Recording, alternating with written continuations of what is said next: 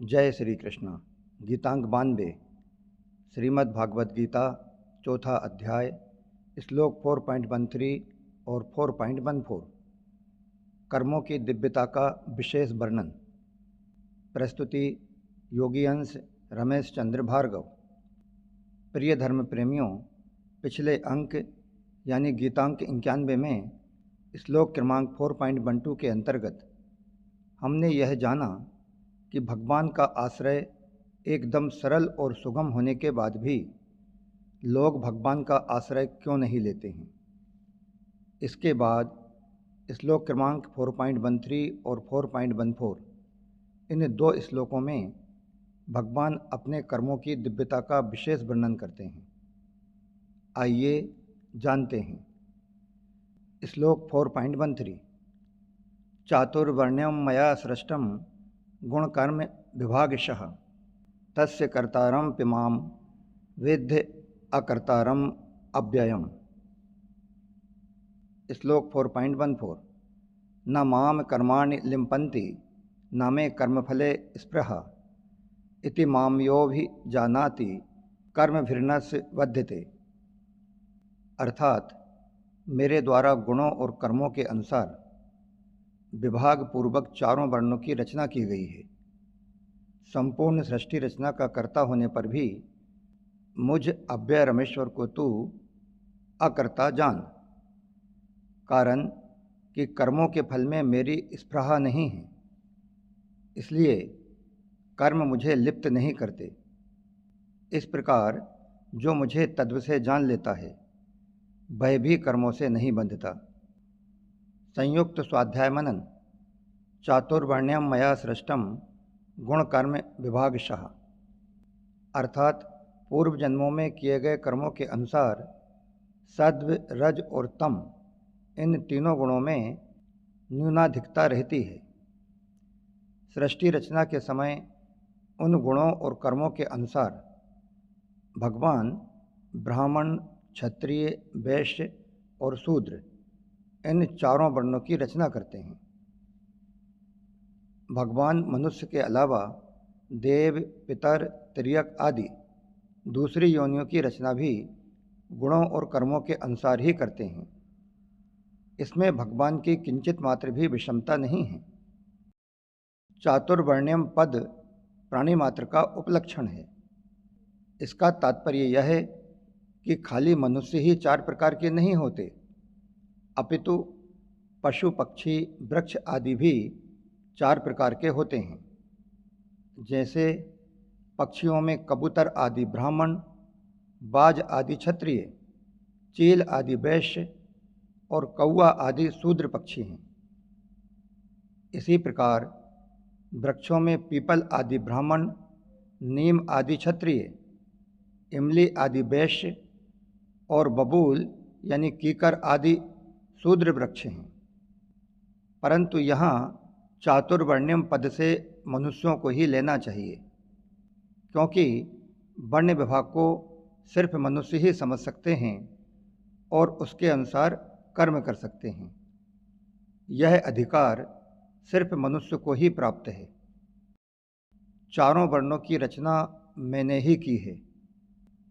इस वाक्य से भगवान का भाव यह है कि एक तो ये मेरे ही अंश हैं और दूसरा मैं प्राणी मात्र का सुहृद हूँ, इसलिए मैं सदा उनके हित को ही देखता हूँ।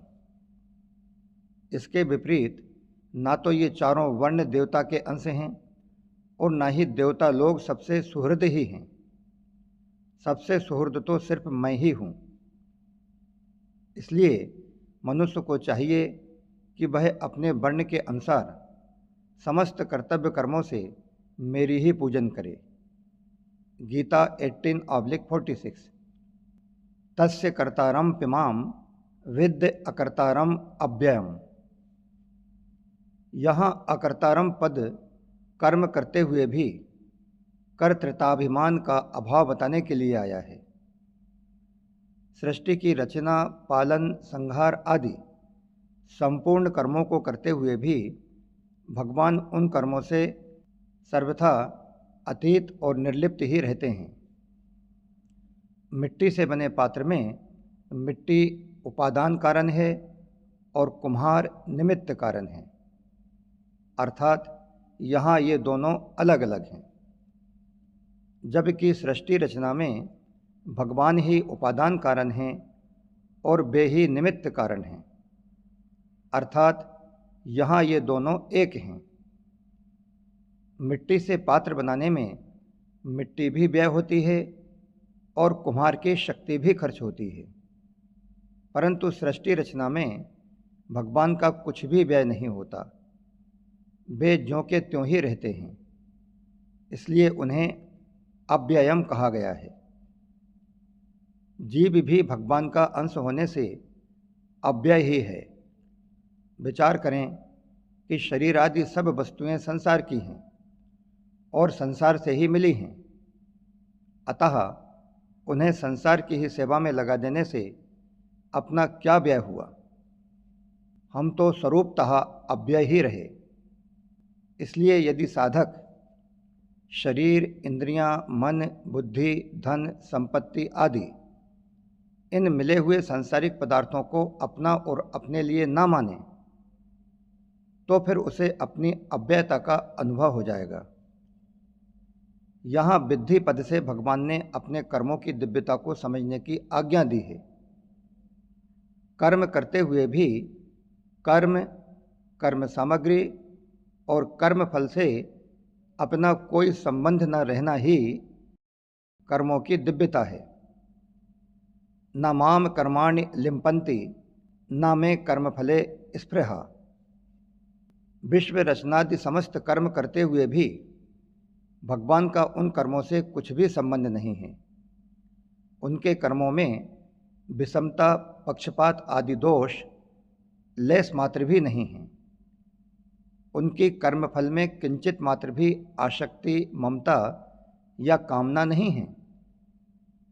इसलिए कर्म भगवान को लिप्त नहीं करते।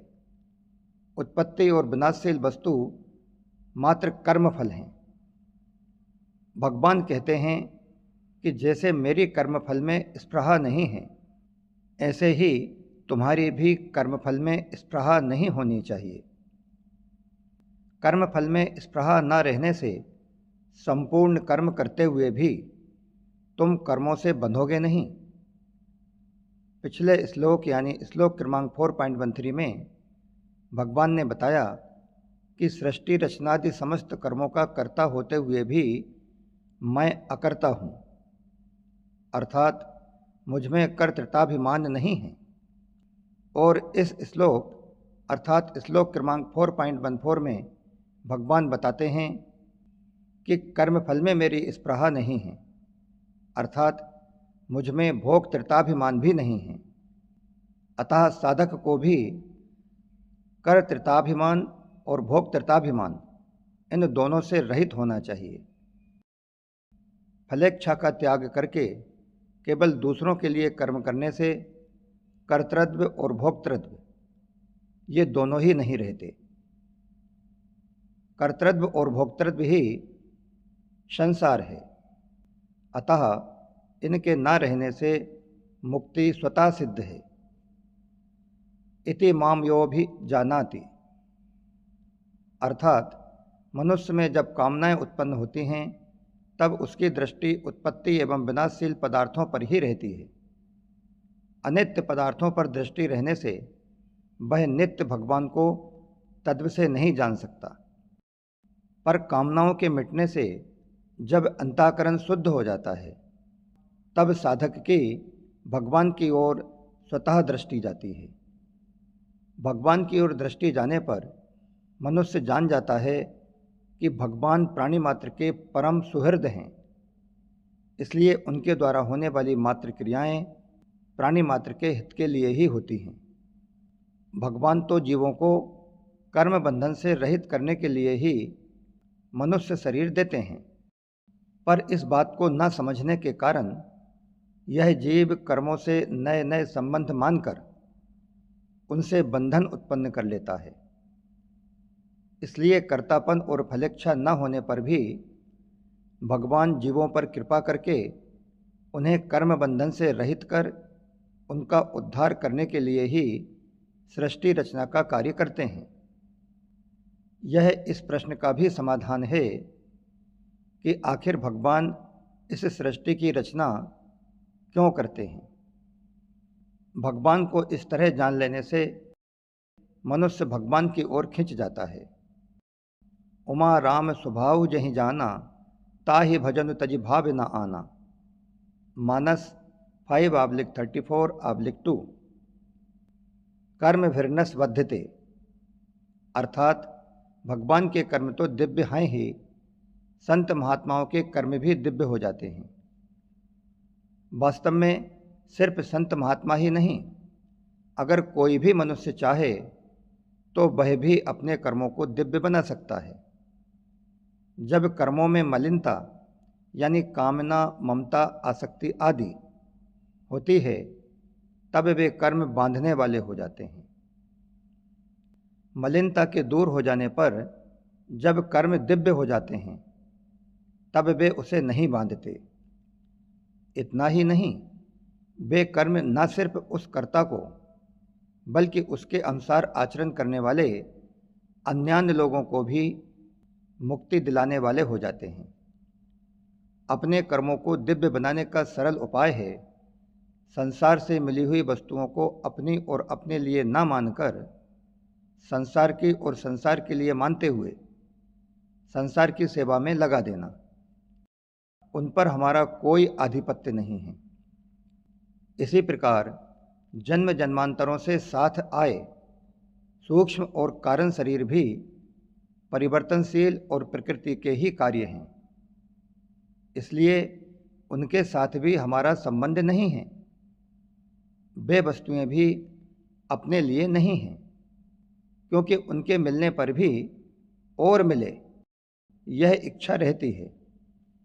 यदि वे वस्तुएं अपने लिए होती तो और मिलने की इच्छा नहीं रहती। ऐसा होने पर भी उन वस्तुओं को अपनी और अपने लिए मानना कितनी बड़ी मूढ़ता, मूर्खता और भूल है। उन वस्तुओं में जो अपनापन दिखता है, वह वास्तव में केवल उनका सदुपयोग करने के लिए है, उन पर अपना अधिकार जमाने के लिए नहीं। यह संसार सेवा पाने और प्राप्त करने के लिए ही है। हम दूसरों को देने के लिए हैं, दूसरों से लेने के लिए नहीं। हमें इस जगत को सिर्फ देने का अधिकार है, दूसरों से कुछ लेने का नहीं। अतः हमें दूसरों की सेवा करनी है, दूसरों से सेवा लेनी नहीं है। अगर किसी तरह कोई अपना काम करता भी है तो मन में उसके प्रति सदैव आभार और धन्यवाद के भाव रहना चाहिए। संसार की तो बात ही क्या है, भगवान भी लेने के लिए अपने नहीं हैं। अर्थात भगवान से भी ना तो कुछ मांगना है और ना ही कुछ लेना है। प्रत्युत अपने आप को ही भगवान के अर्पित समर्पित करना है। कारण कि जो वस्तु हमें चाहिए और हमारे हित की है, वह भगवान ने हमें पहले से ही बिना मांगे दे रखी है, और ज़्यादा दे रखी है, कम नहीं। हमारी ज़रूरत को जितना भगवान समझते हैं उतना हम समझ भी नहीं सकते, क्योंकि भगवान की उदारता अपार है। उनके सामने हमारी समझ तो बहुत ही अल्प है। इसलिए उनसे मांगना किस बात का। जो कुछ हमें मिला है, हमें उसी का सदुपयोग करना है। वस्तुओं को अपनी और अपने लिए न मानकर निष्काम भावपूर्वक दूसरों के हित में लगा देना ही वस्तुओं का सदुपयोग है। इससे कर्मों और पदार्थों से संबंध विच्छेद हो जाता है और महान आनंद स्वरूप परमात्मा का अनुभव हो जाता है। इस प्रकार कर्मों की दिव्यता का विशेष वर्णन वाला गीतांक 92 यहीं समाप्त होता है। पूर्व श्लोक में अपना उदाहरण देकर अब आगे के श्लोक में भगवान मुमुक्षु पुरुषों का उदाहरण देते हुए अर्जुन को निष्काम भावपूर्वक अपना कर्तव्य कर्म करने की आज्ञा देते हैं और साथ ही साथ कर्मों को तत्व से जानने के उपदेश भी देते हैं। इसका स्वाध्याय मनन हम अगले अंक यानी गीतांक 93 में करेंगे। जय श्री कृष्णा। योगी अंश रमेश चंद्र भार्गव।